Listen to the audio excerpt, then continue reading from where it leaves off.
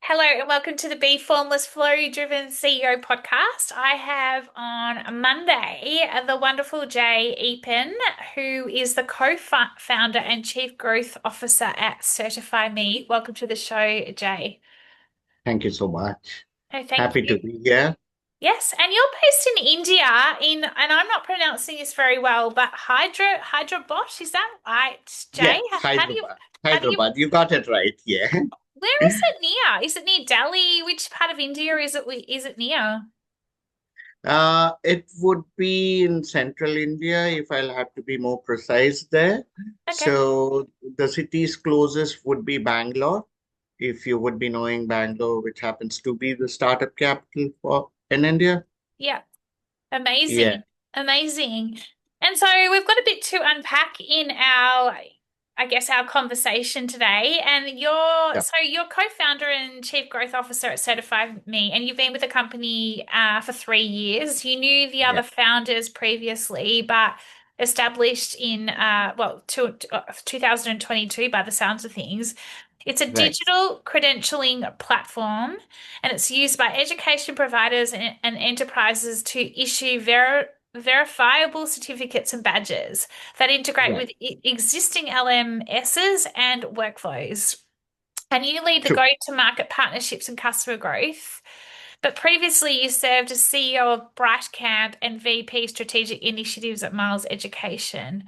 You sounds like you've got a lot of ed tech company background as well, because prior to that you founded the ed tech company Ubergrad, and Right. ultimately your work centers on helping organizations turning learning outcomes into portable, trusted credentials in drive engagement and brand reach. Tell us Right. a little bit about your business, but also when you booked in for the pod and I asked you what's one unique insight or lived experience when it Mhm. comes to life leadership and or business, you said being resilient and focusing on your goals. Tell us a bit about your Right. journey, Jay. Thanks a lot, B, for the intro. So happy to be here on this particular podcast. Thank you. So just to kind of give you a quick brief about where I come from. So primarily I was there into corporate finance. So about a decade I have been there in the corporate world. Then about last 1.5 decades more into startups, working with founders, so on and so forth, and primarily focusing in the edtech space. So, though 1.5 decades back, edtech was not a uh, was just kind of picking up technology, hadn't kind of got into the education space at the pace that it has been right now. But yeah, we were lucky enough to figure out a space and get started there, and yeah, the entire 15 years of journey has been a roller coaster ride, to be very honest. It has never been a smooth ride. So, typical entrepreneurs world. So, you have your own set of challenges. So, if I keep kind of going on for with each and every chapter, it has its own set of things. And yeah, it would be a good storytelling exercise, which I would love to do for any particular chapter picked out from that those 15 years of journey. But having said that, now currently I'm there with CertifyMe. So CertifyMe is a digital credentialing platform. So we primarily help organizations to issue digital certificates, digital badges. These are digitally verifiable and socially shareable. So we work with pretty large organizations like Harvard, so on and so forth. So we have a pretty good spread, and primarily our customer base is spread across US, Europe, Middle East, and the Southeast Asia. And India, we do have pretty less exposure. So initially, when I started off with Certify Me, they hardly had any kind of presence. And I was like kind of instrumental in getting together the right team to help us to go ahead and establish ourselves. And today, uh, proudly, we are able to say that we rank in the top three credentialing platforms Amazing. globally. Yeah, and that kind of helps us pretty establish pretty well there. And honestly, we get a lot of inbound inquiries wherein customers do come over to us, prospects do come over to us, checking with us about our product rather than we trying to kind of reach out to them. So that's where we stand. But having said that, we are not kind of getting complacent that we have kind of done it and made it. There's a long journey, long way to go. Couple of new products being worked upon, and we are trying and testing it out there in the marketplace. So honestly, if you ask me, I'm a person who is good at the 0 to 1 for a startup. But yeah, so that's where I would like to kind of go ahead and stop in terms of it, telling about us. But being Amazing, received, Jay. Amazing. I've got a lot of questions to unpack. So uh, you certify me. So correct me if I'm wrong, but it's a digital credentialing platform, which you've said. So how does mhm. it certify education providers and enterprises? What are they getting in terms of verifiable certificates and badges? Can you just explain that in a little bit more detail, please? Okay. So, B, I'll kind of take a quick example and maybe help you fairly understand. Now, B, you happen to kind of go ahead and conduct these podcasts. Now, as a token of appreciation, say tomorrow you would like to kind of give a badge out to the participants and say that, hey, this is a token of appreciation, and I would like to thank you for being part here. So people can look at going ahead and pinning these up on their LinkedIn rather than just a PDF document. Also, they can again further go ahead and share it on LinkedIn. These are digitally verifiable. When I mean digitally verifiable, uh, somebody else wouldn't be able to go ahead and replicate this particular certificate or a badge and try to misrepresent and claim somebody else's credential. This kind of practices have been seen in different parts of the world. In India, I can say that, yeah, there are certain instances wherein people take up somebody else's credential or certificate, go ahead and do a Photoshop and so on and so forth. So all of this can be avoided. So organizations typically use it either to when they have to appreciate any employee or they are running any kind of program, they look at issuing these badges and certificates. And when it comes to the universities, universities normally go ahead and have various kind of programs, short-term programs, long-term programs, and they would like to go ahead and issue these certificates. Though traditionally, it has been seen that all these certificates used to be paper-based, but gradually, with respect to the digitization and automation happening, so the education space is also moving into a digital world, and they would like to make sure that these credentials, that is the certificates and badges, are not being misused by others in terms of people doing any kind of wrong practices. And that's the reason why they are looking out for secured certificates. I And love it. that's where we typically come in and help these institutions in terms of issuing these certificates and badges. A lot of universities across the world have been using it, and gradually we see a transition happening with universities across multiple regions. Amazing. So for me, for example, like I'm thinking like just not even from an educational perspective, but this is about protecting your IP. This is about protecting your Absolutely. intellectual property.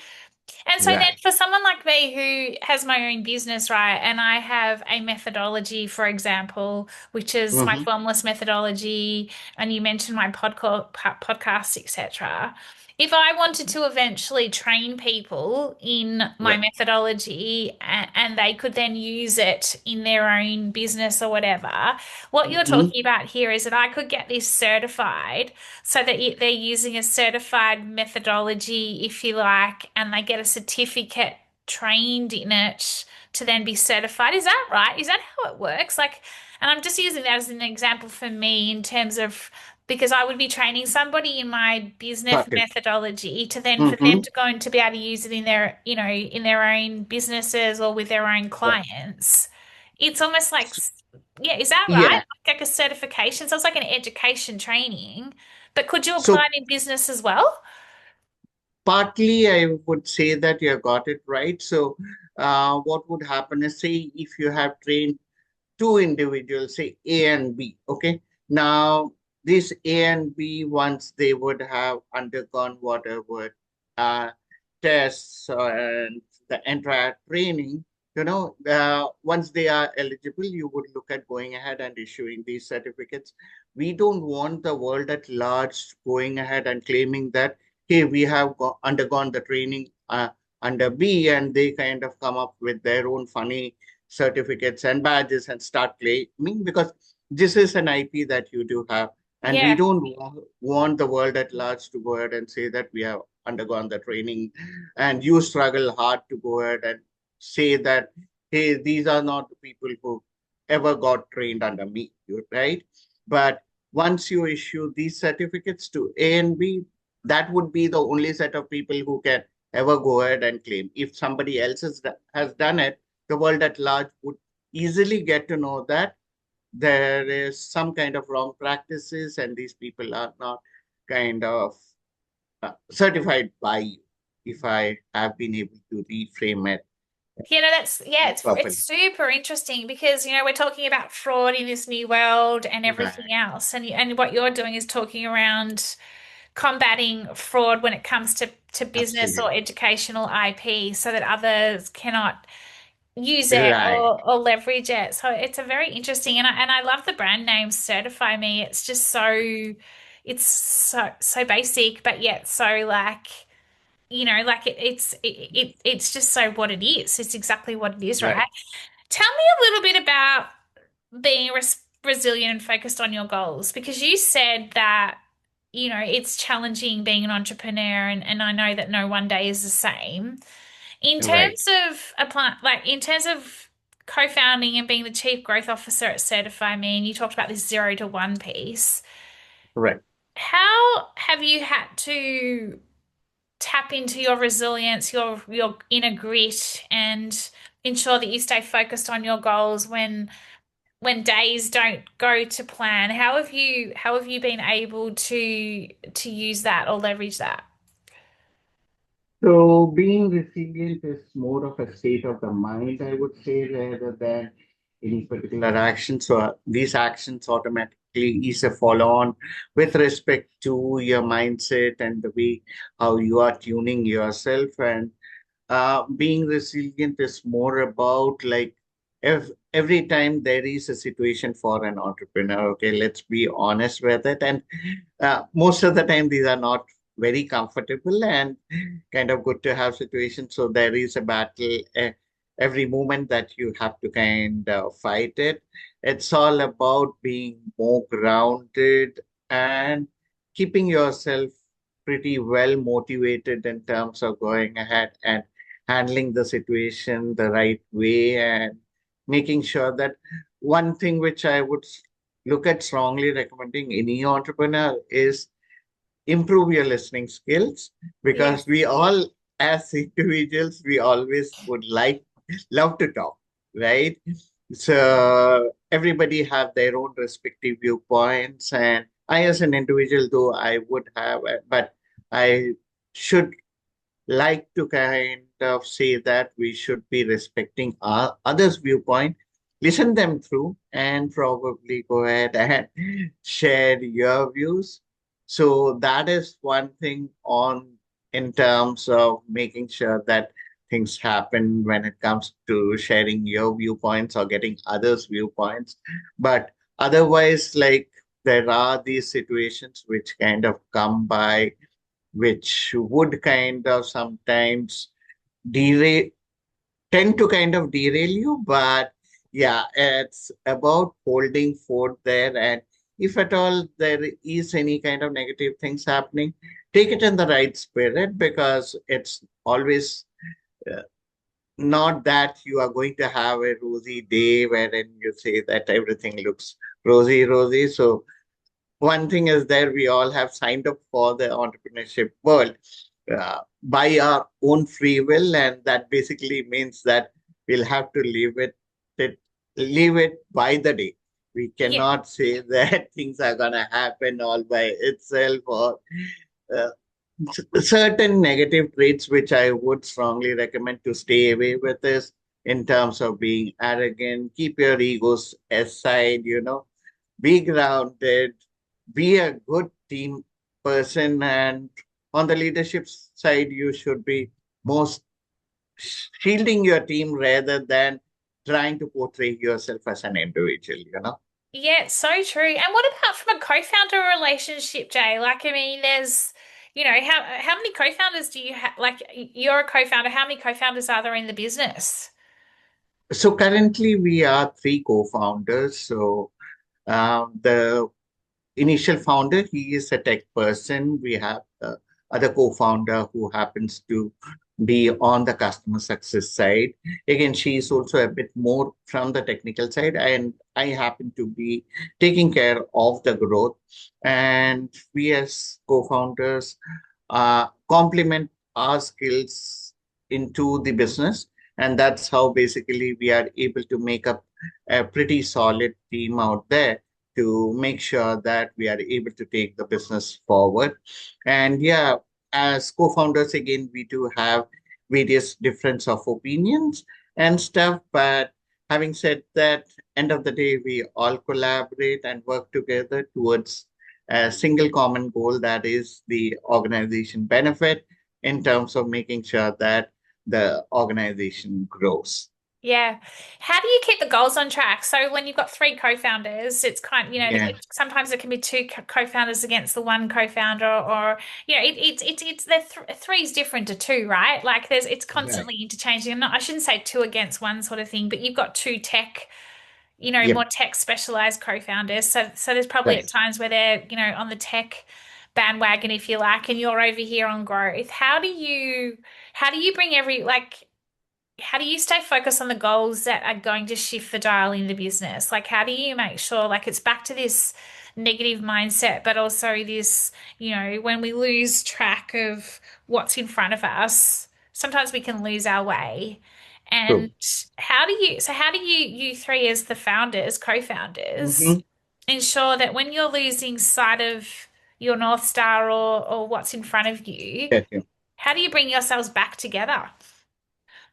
So typically, we work on an annual goal basis. So for every year, we set the goals. And otherwise, we as an organization, we work on a quarterly basis. That basically means that we give enough space for each and every team, every individual to work towards their goal on a quarterly basis rather than then again within the functional line we kind of break it up into monthly and a weekly, and we work on a day-to-day basis. So that's a different thing. But as founders or co-founders, we look at taking back a quarterly goal and work towards it. And these all are again further well documented. And there's no scope for anybody deviating from it. And at any cost, they would have to kind of meet up the goals, whatever that they would have taken up on themselves. It's not something that other co-founders look at forcing it on to the rest. Okay. So uh, you sign up for it, you take it back, and you'll have to live with it for the coming quarter. And if it happens, well and good. Doesn't happen, you have to take accountability and ensure that this does happen. Otherwise, eh, we need to kind of give a lot of reasoning for that, and which is not a very comfortable situation to be in. No. And which often does happen, though. I wouldn't say that we all are kind of set, because again, this is business. Business again has a lot of internal parameters as well as external parameters like the macroeconomics, so on and so forth. So globally, whatever things are happening, it may tend to kind of affect you or not affect you. But yeah, so that's how primarily we kind of look at. Yeah. And I know that Indian culture is 6 days a week, working week, from what I understand. And, there's this kind of, hustle almost culture mentality in terms of you guys work very, very hard. How do Mhm. you also then ensure that you have that ability to have that what I call life work flow. How do you as an individual co-founder, but also as three co-founders and then the organization, like Hmm. do you take time out? How do you get those the fresh perspectives? Because Certify Me, it's obviously a digital platform, and so Right. there's all that always on tech component. But in Hmm. order to be able to continue to grow the business and get those fresh ideas and those fresh perspectives, and you're working across multiple countries, Right. how do you all have that ability to, do you switch off? How do you juggle it? Yeah, very much. So first and foremost, I know that to the world at large, we as Indians, we have given out an image that we are hardworking. Definitely, yes, we are hardworking.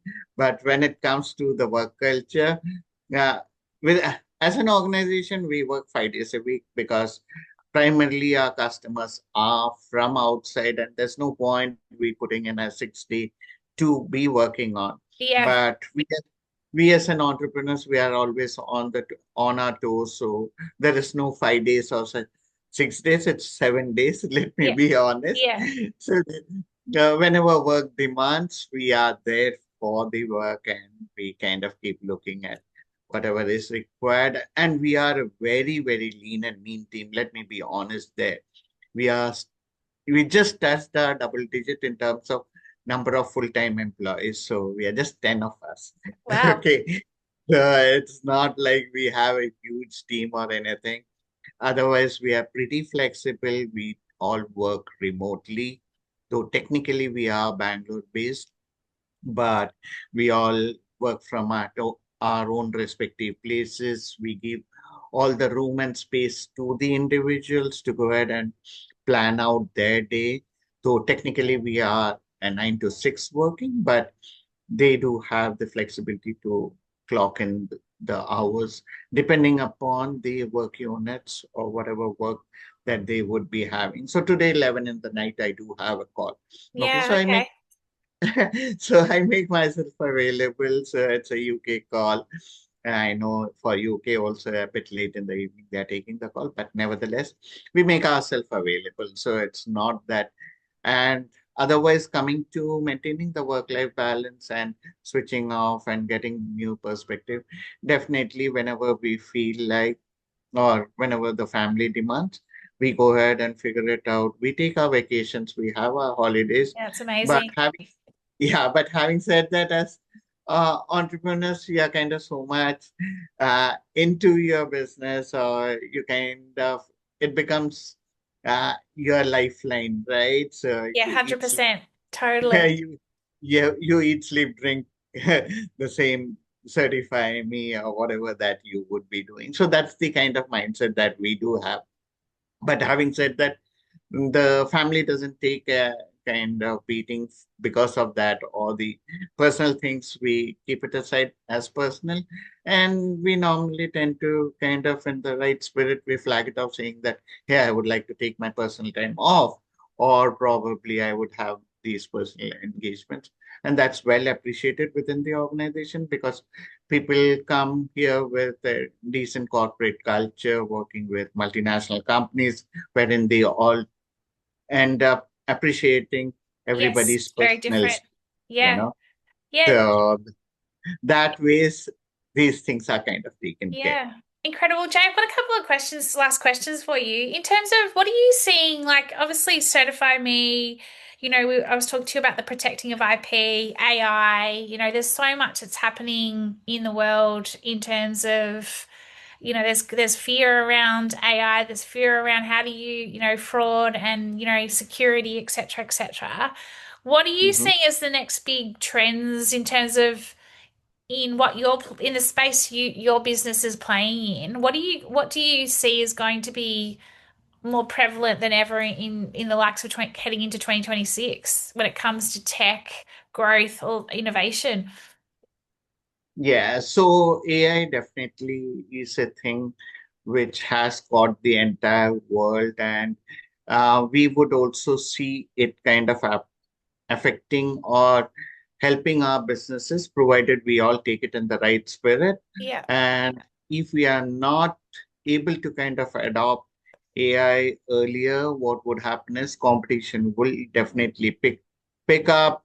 There are these startups and the existing players who would kind of ride on AI and make sure that things does happen. So we will have to look at quickly going ahead and being there in terms of either be the leaders or you be the laggards. And being laggards, honestly speaking, is not a great situation or a place No. to be, rather than you try to understand what the world at large needs, or probably what is the problem area that you would be able to address, and accordingly go ahead and change yourself.